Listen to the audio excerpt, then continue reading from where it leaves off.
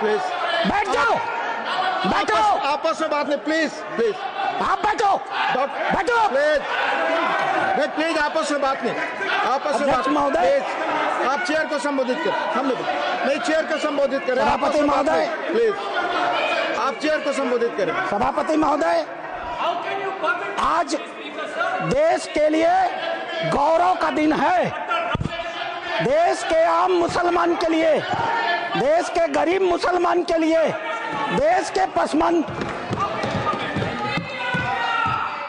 बीच में टोका टोकी नहीं होगी, ये दोनों के लिए होना चाहिए। फिर तो please please please Nasir ji, please please, झूठ बकवास शब्द सभापति महोदय नहीं जा रहा, आप रिकॉर्ड पे नहीं जा रहा, बैठ जाइए।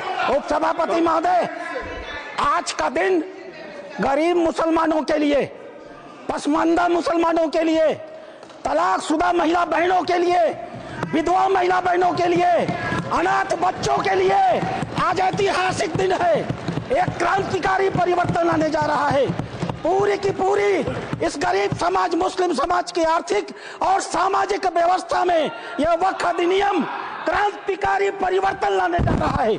मैं आभारी हूं माननीय मोदी जी का, जिन्होंने इस महान विधेयक को इस सदन में लाने का काम किया। अध्यक्ष सभापति महोदय, हम हिंदू हैं, हम लगातार अपने समाज में परिवर्तन की बात करते हैं। हमने लगातार अपनी समाज की बुराइयों के विरुद्ध संघर्ष किया है। इतिहास पर गवाह है, हमारे यहाँ सती प्रथा होती थी, हमने सती प्रथा निषेध अधिनियम लाया। हमारे यहाँ बाल विवाह होता था, हमने बाल विवाह निषेध अधिनियम लाए। हमारे यहाँ विधवा विवाह नहीं होते थे, हमने विधवा विवाह अधिनियम लाया। आश्चर्य की बात होती है जब इस समाज की चर्चा होती है, आश्चर्य की बात होती है इन 75 सालों के अंदर एक बार भी मुस्लिम समाज के संशोधन को लेकर, सुधार को लेकर के, एक गरीब मुसलमान की जीवन की बेहतरी को लेकर के एक बार भी किसी प्रकार के सुधार आंदोलन को इस सदन में लाने का काम नहीं किया। आज यह पहली बार है और हमें गर्व है अपने प्रधानमंत्री पर, नरेंद्र मोदी पर, जिन्होंने इस मुस्लिम समाज के सुधार के ऐतिहासिक विधेयक को लाने का काम किया है। 2014 में माननीय प्रधानमंत्री बने थे, उनके दृष्टि में कभी हिंदू और मुसलमान नहीं होता था, उनका सिर्फ एक नजरिया होता था, गरीब और अमीर।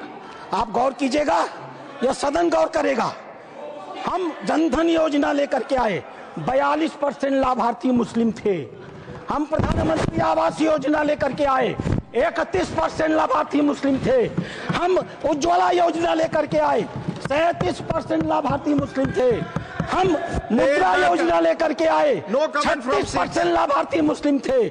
हम स्किल इंडिया लेकर के आए, 22.7% लाभार्थी मुस्लिम थे।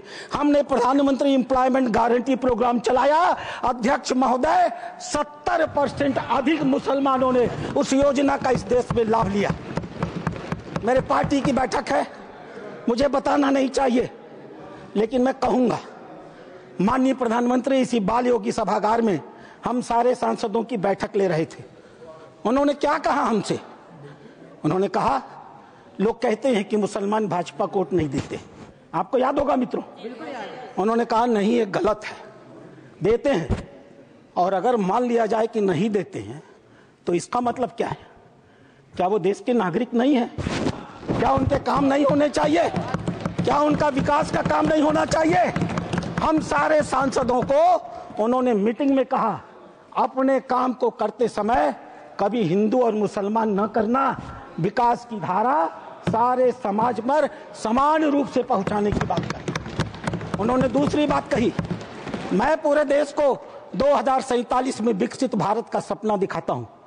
क्या 20% मुसलमान अगर देश का पिछड़ा रह जाएगा तो क्या भारत का विकास का सपना पूरा होगा?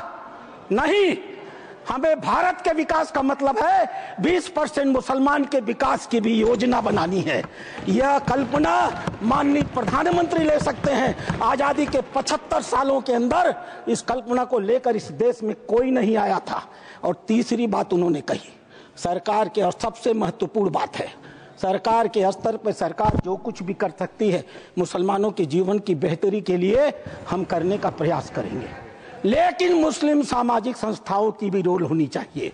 ये मुस्लिम पर्सनल लॉ बोर्ड की भी भूमिका होनी चाहिए। यह जमायत उलेमा की भी भूमिका होनी चाहिए।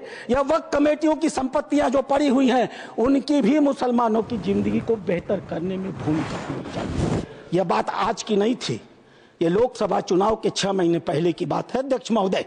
उस समय वो कल्पना लेकर चल रहे थे कि अगर हमने मुस्लिम वक्फ की संपत्तियों का बेहतर उपयोग कर लिया, पारदर्शी उपयोग कर लिया, उनकी आय को बढ़ा दिया, उनके ऊपर जो कब्जा करके लोग बैठे हुए हैं उन कब्जेदारों को हटा दिया, तो स्वाभाविक रूप से जो अकूत संपत्ति पूरे भारत में मुसलमानों के पास आएगी, हम उसका इस्तेमाल गरीब मुसलमानों की शिक्षा के लिए, जीवन की बेहतरी के लिए, उनके मुसलमान महिलाएं दर बदर भीख न मांगे, अपनी इज्जत का समझौता न कर सकें, कोई बूढ़ी मुस्लिम रात को खाली पेट सोने के लिए मजबूर न हो, हम उसके लिए व्यवस्था करके लाएंगे।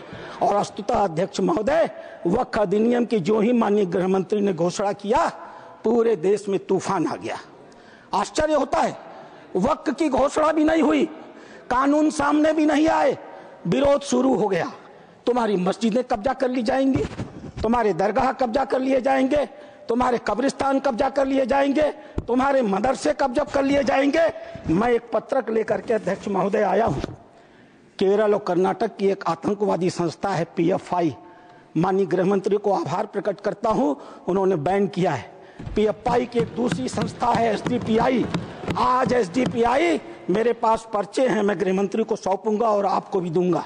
आज SDPI पूरे देश में, मेरे पास राजस्थान के पर्चे आए हैं जहां SDPI सबसे कमजोर है, पूरे देश में पर्चे बांटे जा रहे हैं और बताया जा रहा है कि ये वक्फ कानून अगर आ गया तो मस्जिदों पर भाजपा सरकार कब्जा कर लेगी।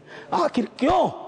लेकिन ये लोग भूल गए, नरेंद्र मोदी किसी और मिट्टी के बने हुए हैं। आपके विरोध से वो डरने वाले नहीं थे।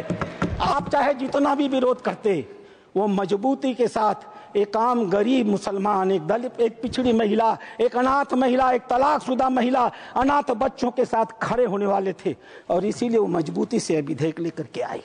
अध्यक्ष महोदय, ये चर्चा कर रहे थे वक्फ बाई यूजर की। क्या होता है वक्फ बाई यूजर? हजरत मोहम्मद साहब ने क्या कहा था? आपके पास अपनी कोई संपत्ति हो तो दूसरों को भले के लिए दान करो। हदीसों ने क्या लिखा था? यदि किसी व्यक्ति के पास अपनी संपत्ति है, उस संपत्ति का एक हिस्सा वो दान कर सकता है, उसके लिए मुतवल्ली बना सकता है, उसके आय के साधन कैसे होंगे लिख सकता है, आय से होने वाली आय किस वर्ग के उपयोग में आएगी उसके भी निर्देश दे सकता है। What is this Waqf by user? किसने आपको संपत्ति दी? किसने आपको संपत्ति दान की? किसके मन में मनसा थी कि अल्लाह को दे दिया जाए? एक भी आदमी ने वक्फ बाई यूजर की संपत्ति वक्फ के अधिनियम के तहत नहीं दी। जैसे फिल्मों में गुंडे हुआ करते थे, जिस औरत पर हाथ रख दी वो औरत उनकी हो गई, इसी प्रकार से इन वक्फ बोर्डों ने भू माफियाओं की तरह काम किया। जिस जमीन पर हाथ रख दिया इन्होंने, वो जमीन उनकी हो गई। आज इस मानसिकता से ये काम करते हैं। जमीनों पर मैं कानून लेकर के आया हूं। अध्यक्ष महोदय, इसी सदन में माननीय सदस्य झूठ बोल रहे थे, असत्य बोल रहे थे। 1995 का यह एक्ट है, धारा 40, द बोर्ड में इटसेल्फ कलेक्ट इंफॉर्मेशन। बोर्ड स्वतः इस बात की सूचना इकट्ठी कर सकता है यदि उसे इसका कोई कारण महसूस होता है कि यह वक्फ की प्रॉपर्टी है। आगे क्या करेगा? And it any question arises whether a particular property is a वक्फ प्रॉपर्टी और not, whether a waqf is a Sunni or Sikh board, after making such inquiry as is deemed fit, decides the question. संपत्ति पर हाथ रख दो, किसी भी संपत्ति को वक्फ बोर्ड की संपत्ति कह दो और वक्फ बोर्ड खुद ही तय कर लेगा कि वो संपत्ति वक्फ की है कि नहीं है, और जिस बेचारे की संपत्ति ले ली जाएगी उसको पता ही नहीं चलेगा। और अगला वाक्य क्या है? The decision of the board on the question under section 1 shall, unless revoked by tribunal, shall be final. Tribunal ने अगर उस निर्णय को बदला नहीं तो वह डिसीजन फाइनल होगा। और उसी एक्ट का दूसरा हिस्सा है अध्यक्ष महोदय, no appeal shall lie against any decision or order whether interim or otherwise given or made by tribunal. Tribunal के द्वारा कोई भी आदेश जो दिया गया होगा उसके खिलाफ किसी प्रकार की अपील नहीं होगी। एक अपार्टमेंट में कोई परिवार चला जाए, किराए पर मकान ले ले, और ऐसी घटना हुई है अपार्टमेंट में, किराए पर मकान ले ले, अपने 4 मित्रों को बुला ले और नमाज पढ़ ले, 5वें दिन वो कह देगा हमने इस स्थान पर नमाज पढ़ी है, यह वक्फ बाय यूजर है, अब इसे वक्फ घोषित कर दो। और घोषित हो गई। अध्यक्ष महोदय, आपके पास एक बड़ी जमीन है, खाली पड़ी है, बगल में कुछ मुस्लिम परिवार रहते हैं, उन्हें नमाज पढ़ने के लिए कहीं जाना होता है, वो उस जमीन पर नमाज पढ़ ले, आप हिंदू हैं, आप मना नहीं करते। 5 दिन 7 दिन नमाज पढ़ने के बाद वो लिख के दे देंगे कि हम लोग इस जमीन पर नमाज पढ़ते थे, अब यह वक्फ बाय यूजर हो गई, अब इस जमीन पर किसी का कोई अधिकार नहीं रहेगा। माननीय संसदीय कार्य मंत्री उल्लेख कर रहे थे उस घटना का, तमिलनाडु की घटना का उल्लेख कर रहे थे। क्या हुआ तमिलनाडु में? एक रामचंद्रन नाम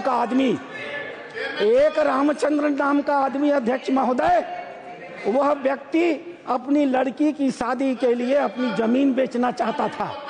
वो जमीन बेचने के लिए जब रजिस्ट्रार के घर गया, ऑफिस में गया, तो पता चला कि वो जमीन उसके नाम पर ही नहीं है, वो जमीन वक्फ को दे दी गई। जब हल्ला मचा, गांव के लोग रजिस्ट्रार ऑफिस में गए, तो पता चला कि उन दोनों गांवों की सारी जमीन वक्फ को दे दी गई। 1500 साल पुराना मंदिर भी वक्फ के हवाले कर दिया गया। यह होता है इन लोगों का वक्फ बाय यूजर अध्यक्ष महोदय। और आश्चर्य होता है, इन्हें बैठाया जाए अध्यक्ष महोदय, आश्चर्य होता है।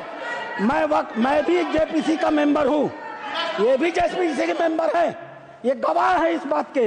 मैं लगातार जेपीसी में जितने भी विटनेस आते रहे, इनके बड़े बड़े धार्मिक मतावलंबी, मैं उनसे कुरान को कोट करके कहता रहा। मैं कुरान पढ़ता हूँ, कोई बुराई नहीं है किसी धर्म को पढ़ने में।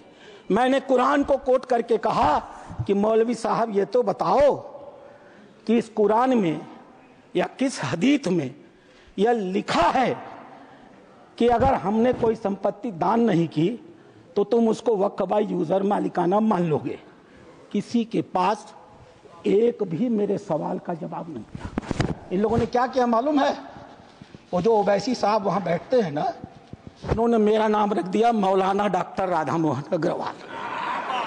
अब इससे बड़ी मेरी जीत क्या हो सकती है? मैंने इनसे पूछा, इस बात पर बहस होती है कि डीड लिखित गया या नहीं। मैंने इनसे कहा, जब हजरत मोहम्मद साहब ने अपने आयतों में लिखा है, 3 आयतें हैं, 4, आप चाहिएगा तो मैं पेश करूंगा। 4 आयतें हैं जहां हजरत मोहम्मद साहब कहते हैं एक भी पैसा अगर किसी को दो तो उसको लिखो, उसका उदाहरण दो, उसका विटनेस बनाओ, ताकि ताकीद रहे कि कल तुम्हारे देने को कोई चुनौती न दे पाए। एक भी पैसा दो तो लिखित दो। और तुम कहते हो कि तुम्हारे पास ये सारी संपत्तियां हैं जिसका कोई लिखित रिकॉर्ड नहीं है, फिर भी वक्फ है। मेरे एक भी सवाल का जवाब, मैं उस कमेटी की बातों को बोलता नहीं, लेकिन चूंकि इन्होंने कमेटी का उल्लेख कर दिया इसलिए मैं इन्हें एक्सपोज कर रहा हूं। मेरे एक भी प्रश्न का जवाब ये लोग नहीं दे पाए, खाली मुझे कहते थे कुरान पढ़ते हैं मौलाना है, कुरान पढ़ते हैं मौलाना है। अरे कुरान मैं पढ़ता हूं, तुम तो मुसलमान हो, बचपन से पढ़ते हो ना। मैं पढ़ूं और बताऊं कुरान में क्या लिखा है? मार हो जाएगी, मार। ये हिंदू की भलमन साहत है जो कुरान पढ़ के तुम्हें बताता नहीं है। अध्यक्ष महोदय दूसरी चीज, सरकार इनकी थी, इन्होंने वक्फ को अभय दान दे दिया। और क्या नारा दिया? जो जमीन सरकारी है वो जमीन हमारी है। सरकारी संपत्तियों पर कब्जा करने का ऐतिहासिक इन्होंने कर्म का किया है। उत्तर प्रदेश की 74% वक्फ की संपत्तियां सरकारी जमीन पर कब्जा करके बनी है। तेलंगाना में 50% की संपत्तियां सरकारी जमीन पर कब्जा करके बनी है। पूरा अभयदान इनको मिला था अध्यक्ष महोदय, और उसका फल क्या हुआ? 2006 में सच्चर कमेटी की रिपोर्ट आई। सच्चर कमेटी ने कहा 4,50,000 संपत्ति है और 6 लाख एकड़ जमीन है। आज 2024 में 8,72,000 संपत्ति है और 37,94,000 एकड़ जमीन है। 2006 से 2023 6 लाख एकड़ से बढ़ करके 37,94,000 एकड़ जमीन इनकी हो गई। इन्हें बताना तो पड़ेगा सभापति महोदय कि आखिर 31 लाख अतिरिक्त जमीन इन्होंने पाई से कहां से है, इन्हें उसका उदाहरण देना पड़ेगा। अध्यक्ष महोदय, जितना ये कांग्रेस के पहले वक्ता रहे हैं, जितना समय ये बोले हैं, मैं भी उतना ही समय बोलने वाला हूं। यह मेरा अधिकार है सभापति महोदय। मैं एक बात कहना चाहूंगा अध्यक्ष महोदय, इन्होंने चर्चा किया कर्नाटक के हैं, ये मेरे पास कहां गए? Please conclude sir. अध्यक्ष महोदय, मेरे पास ये रिपोर्ट है। यहां बोलने के पहले मैंने इस रिपोर्ट को ऑथेंटिकेट किया है, माननीय उपराष्ट्रपति महोदय के पास इसको लिख करके भेजा है। ये सांसद महोदय कर्नाटक के हैं, पाकिस्तान जिंदा वाले। एक शब्द भी इन्होंने इस रिपोर्ट के बारे में नहीं बोला। यह रिपोर्ट जेपीसी में प्रस्तुत हुई है और जेपीसी में प्रस्तुत हुई है तो यह ऑफिशियल डॉक्यूमेंट है। यह रिपोर्ट मैं पढ़ूंगा अध्यक्ष महोदय, यह मेरा अधिकार है। मैं आपको बताऊंगा कि कर्नाटक के अंदर किन किन नेताओं ने वक्फ की कितनी कितनी संपत्तियों पर कब्जा कर डाला है। नाम पढ़ता हूं मैं। Qamrul Islam foreign minister, Suryavanshi ex MP, CM Ibrahim ex union minister, Rahman Khan ex union minister, Abdullah Sharif Waqf board official, NA Haris MLA, MA Khalid ex CO, Mumtaz Ahmed Khan chairman, Mohammed Sanaullah IAS, mister Sindhu Giri former minister, MF Pasha IPS, Khaneez Fatima MLA, CK Jaffer Sharief foreign minister. और एक नाम अध्यक्ष महोदय, प्लीज कंक्लूड, एक नाम अध्यक्ष महोदय, we will take it from the party सदन time की मर्यादा में। Sir please conclude, otherwise we have to take it from the party time। मैं कंक्लूड कर रहा हूं। इस सदन की मर्यादा में मैं एक नाम लेने से इनकार करता हूं। वो इस समय सदन में है भी नहीं। नाम क्या है अच्छी तरह से जानते होंगे अध्यक्ष महोदय। नहीं बोल अध्यक्ष महोदय, मैं अपनी बातें समाप्त करूंगा। रामधारी सिंह दिनकर की एक कविता के साथ। सीमा पर एक सैनिक मर रहा था। मैं कंक्लूड कर रहा हूं। सीमा पर एक सैनिक मर रहा था। मरते हुए सैनिक से एक कवि ने पूछा, हे वीर बंधुदाई है कौन विपद का, हम दोषी किसको कहें तुम्हारे बद का। मरते हुए सैनिक ने कहा, यह गहन प्रश्न कैसे रहस्य समझाएं, 10-20 बधिक हो तो हम नाम गिनाएं। हर कदम कदम पर खड़ा यहाँ पातक है, हर तरफ लगाए घात बड़ा घातक है। देवता सदस्य दिखता है पर कमरे में वह गलत हुक्म लिखता है।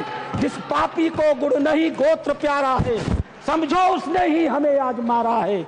जो सत्य जानकर भी न सत्य कहता है या किसी लोभ के विवश चुप रहता है, उस कुटिल राजतंत्री करदय को धिक है। वह मूक सत्यहंता कम नहीं बधिक है। चोरों के जो हीतु ठगों के बल हैं, जिनके प्रताप से पलते पाप सकल हैं। जो छल प्रपंच सबको प्रश्रय देता है या चाटुकार जन की सेवा लेता है, यह पाप उन्हीं का हमको मार प्लीज गया कंक्लूड है। सर। भारत अपने ही घर में हार गया है।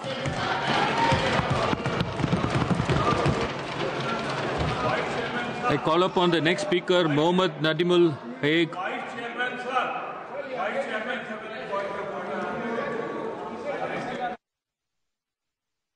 Please tell the rules, sir. Rule 238A.